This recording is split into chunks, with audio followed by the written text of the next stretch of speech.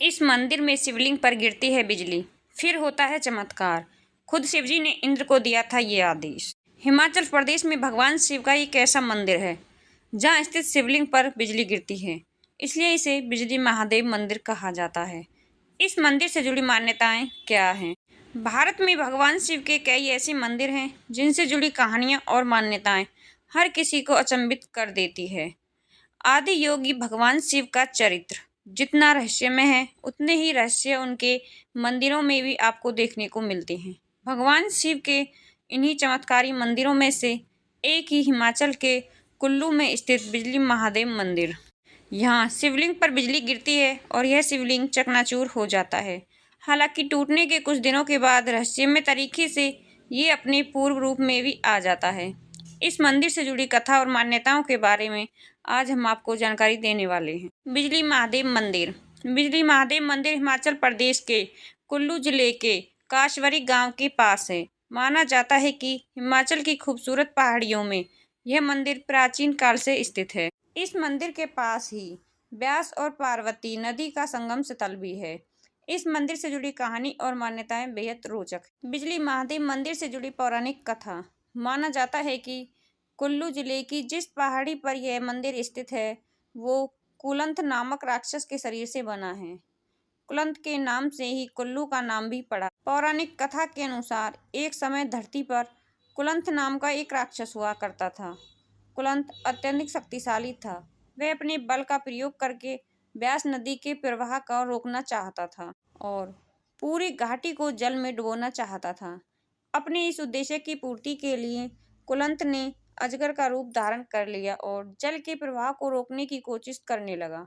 उसकी इच्छा थी कि धरती पर मौजूद प्रत्येक जीवन पानी में डूब जाए। जब भगवान शिव को कुलंथ के इस हठ के बारे में पता चला तो वो उससे क्रोधित हो गई।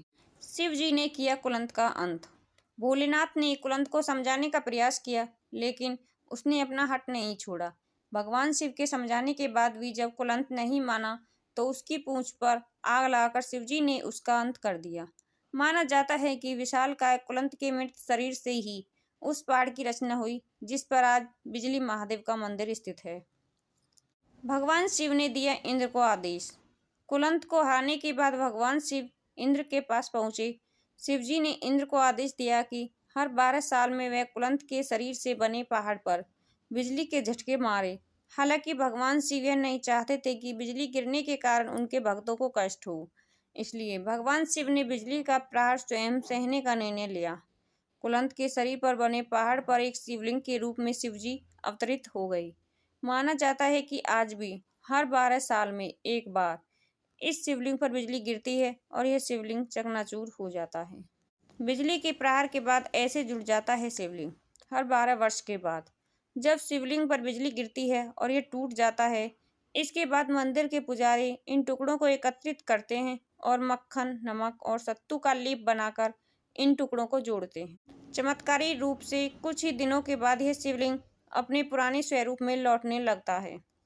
इस चमत्कार को देखकर हर कोई हैरान रह जाता है। कब जाए बिजली महादेव मंदिर? बिजली महादेव के दर्शन करने के लिए यूं तो साल भर भक्त जाते हैं, लेकिन इस मंदिर की यात्रा के लिए अप्रैल से जून और सितंबर से नवंबर के महीने सबसे अनुकूल माने जाते हैं। सर्दियों में यहाँ बर्फबारी होती है, जिसके कारण भक्तों का यहाँ तक पहुँचना संभव नहीं होता। इस मंदिर में जो भी भक्त सच्ची श्रद्धा के साथ जाता है, भोलेनाथ उसकी सभी मनोकामनाओं को पूरी करते हैं।